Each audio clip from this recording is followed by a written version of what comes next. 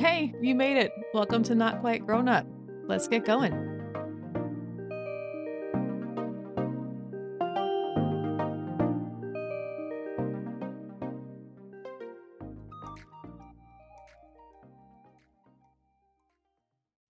Hey friends, I'm so glad you're here today. Welcome to How to Be a Grown Up. This is the show for moms who are either racing to the comments like I am or avoiding all comments like hand, foot, mouth right now. I'm Caitlin, and last week I shared nonviolent civic engagement strategies. So if you missed that one, stop this episode, go back to the one right before this. In that one, I talked about nonviolence as how we show up in public. This episode is about nonviolence at home and specifically how we talk about politics, family drama, and the world with our kids in the home, online, in public. But before I do that, are you following me on Threads? Threads is the place to be. If you're not there, find me. You can just connect your Instagram account, find me at CKGK Podcast. And if you connect your Instagram account, and you're already following me on Instagram, you should be able to just hop right over and see my account. So all kinds of shenanigans there. Join the community. It's really fun. Let's get into it. Okay, so my sources for today are the Center for Nonviolent Communication. I've got that linked in the show notes, and a couple of other resources that we've used in the past, including the Introduction to Practicing Nonviolence with Children, that resource for families from the Peace Resource Center of San Diego, and a PDF called The Heart of Parenting, Nonviolent Communication in Action. Again, all linked in the show notes.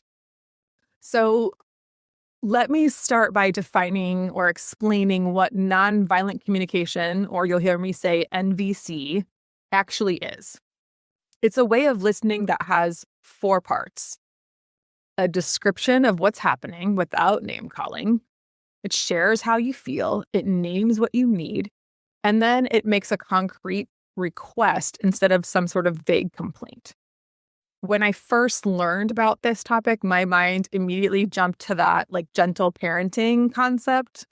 And I had to kind of take a step back and go this isn't for me. I'm not a gentle parent. It doesn't really work. So then I had to just kind of reread it and see what was actually going on here. So this is not gentle parenting. This is not just for talking with kids. It's a general rule for how you communicate with everyone during a disagreement. So it's not about being calm and perfect all the time, but it is about repairing faster and doing less damage when things get heated. So think, fewer "you're the worst" moments and more "here's what just happened and here's how I feel. Here's what I wish was different," which is good because I tried gentle parenting and I learned that I'm more of a faux parent anyway. So let's put that idea aside. The classic NVC structure has those 4 components. They're named observation, as in what happened, not your judgment.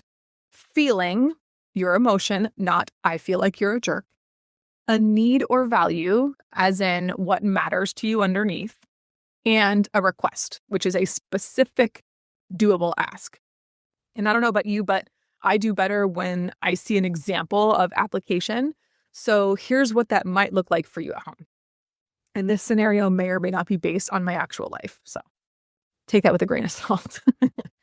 Let's say your kid got out a bunch of toys to play with and they left everything out on the living room floor, on the couch, in the couch, and on the coffee table when they switched activities. Let's just say that happened. Not calling out anyone specifically, but let's just say. The judgment version of this call out by me or you might be saying out loud, "Oh my God, you never clean up after yourself." You can hear that that's full of judgment. It's very accusatory, probably not true. Let's rewind it and try it again. If I use the NVC, nonviolent communication version of this call out, you'll hear those 4 parts. See if you can find them in what I'm saying. Again, they're observation, feeling, need or value, and request. So here we go. When I see toys all over the floor, couch, coffee table, I feel overwhelmed because I need our space to feel manageable. Would you like to put your toys away now or in 15 minutes? Notice 2 things with what I just said. One, Those 4 lines, those 4 things, components, none of them are accusatory. I'm just saying how I feel. There's nothing to argue about in there. I'm not inviting an argument. Okay. And 2, I'm still being a parent. My request at the end of that was not, will you please, or would you be willing to, whatever. It was a request that upheld my boundary because I need our space to feel manageable. I'm the parent. This is not an if you're going to put your toys away question. This is a when are you going to put your toys away? So I'm upholding my boundary while still being respectful and not accusatory. Let me just also say, to be clear, no one is going to sound like this 24/7. But even grabbing one piece of it, like just naming your feeling instead of going straight to the you always or you never statement, can really change the vibe of what's going on. So here's another example. We're still at home, but it's more of a political example, okay?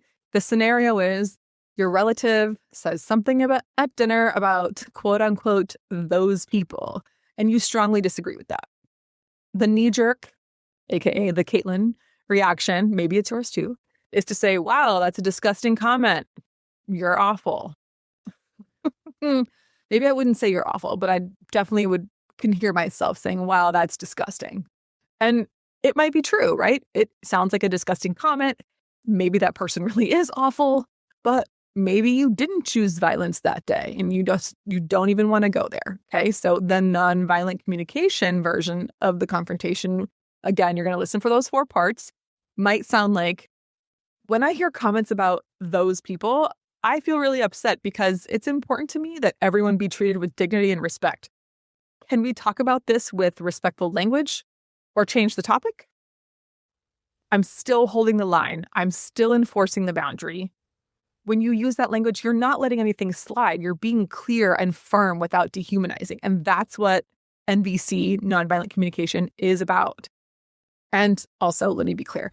If you don't feel like you can fall back on NVC in a situation like this, a nice, well-timed, can you help me understand what you mean by that, will also do the trick in that situation.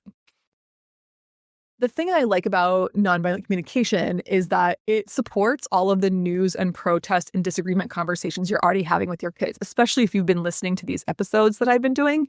Again, going back well into January about practical resistance for parents. Here's what I mean. You can use this NVC method for all kinds of scenarios. Let me give you a few. Here's one. Scary news, okay? Your kid has seen a scary news clip. Maybe it's about protesting and they're anxious. Old pattern of dealing with this might be to say, it's fine. Don't worry about it. You might even throw in a, you're safe, but you're just throwing it in there. Or a lovely, stop being so dramatic. None of those are validating. None of those are going to actually help your child feel any better. So a more NVC-informed approach might sound like, I noticed you got really quiet after that video about the protest, and you look worried. Are you feeling scared and confused? Or confused? Or maybe, I feel concerned that the news is stressing you out. I want you to feel safe and to know that I'll always be honest with you in a way that's not overwhelming. Can we talk about what you saw and what questions you have, and then decide together how much more you want to know? Again, validation, and then an actual next step.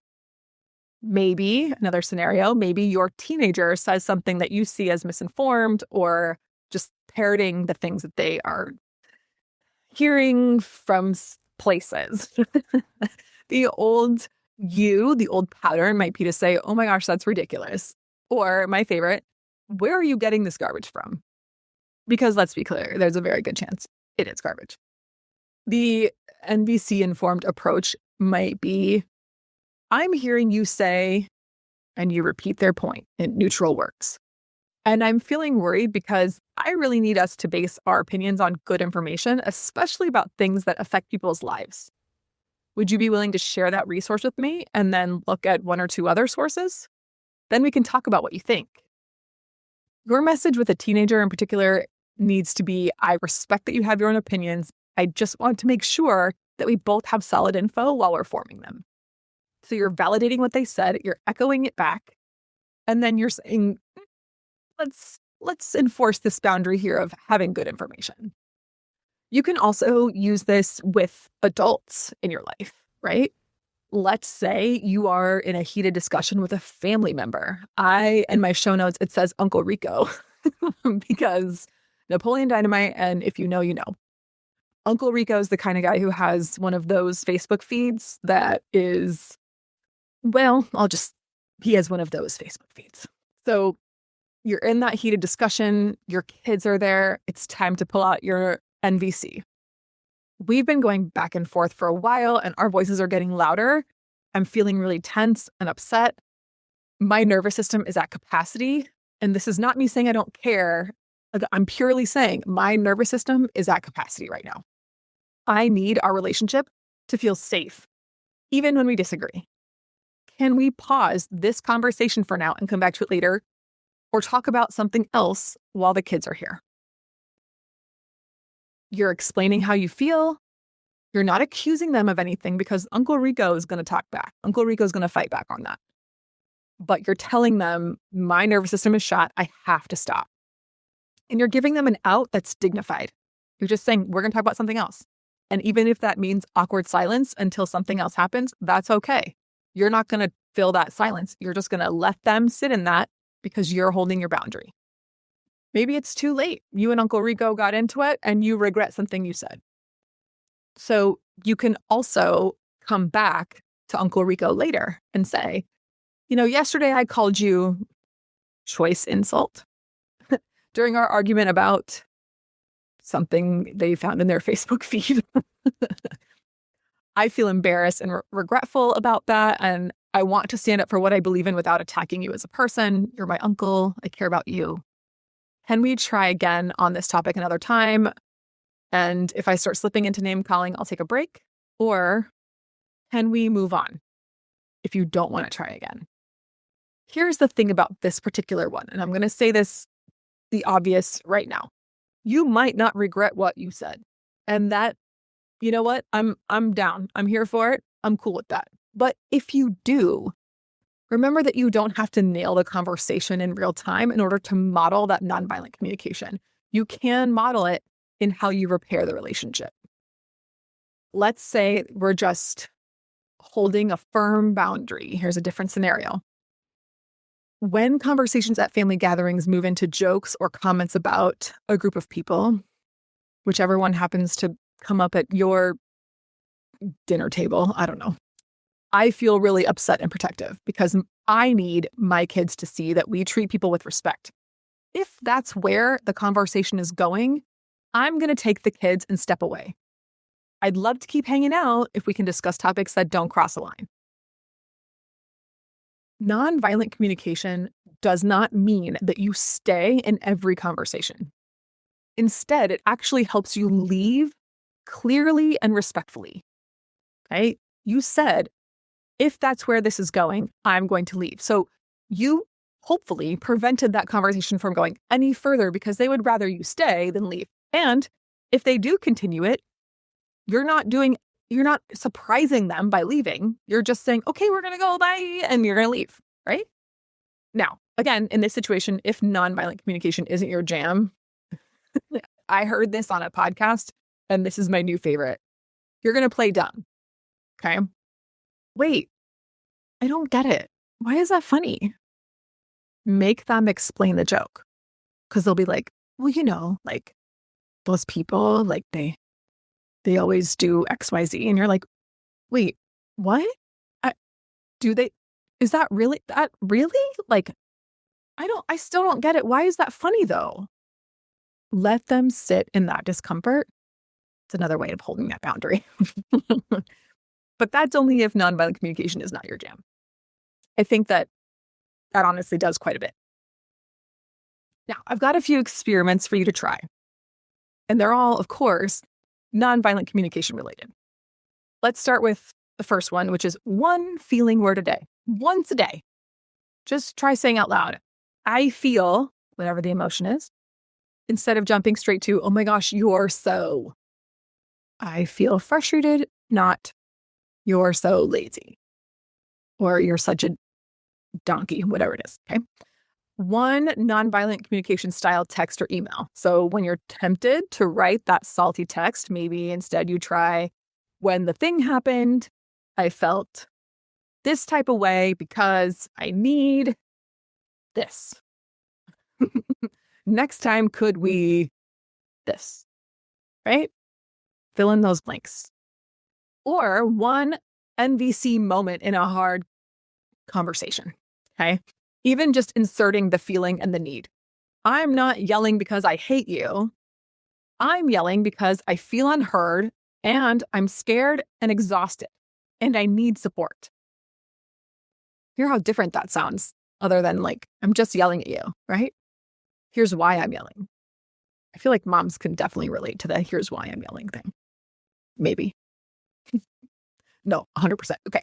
You don't have to become a walking self-help book. That's not what I'm advocating for here. And I'll be the first to tell you that I have a quick temper and I'm more often on the, oops, I said that, foot in mouth situation than I am on the proactive side. So I just want to make sure you understand if you swap just one, you always or you never for I feel because I need sort of statement, you're already doing this. You're already practicing NVC, nonviolent communication, and you just need to identify it and then use it again. And next time you're talking about the news or school board nonsense or that one relative's Facebook feed, nonviolent communication gives you a way to be honest without becoming or turning into the very energy that you are concerned about, right? So give those a try. Next time, Ariel is going to be here to talk more about media literacy. So that situation with the teenager that I painted, we're going to get into that a little bit more next time. Can't wait for that. That is going to be a can't miss. Subscribe now so you don't miss it. Make good choices. Love you, mean it. Bye. Hey, thanks for listening to Not Quite Grown Up. Head over to notquitegrownup.com to stay up to date with the show and join the community. Or you can follow me on Threads and Instagram at not_quite_grownup. And don't forget to rate, review, and subscribe for more Not Quite Grown Up stories. Love you, mean it.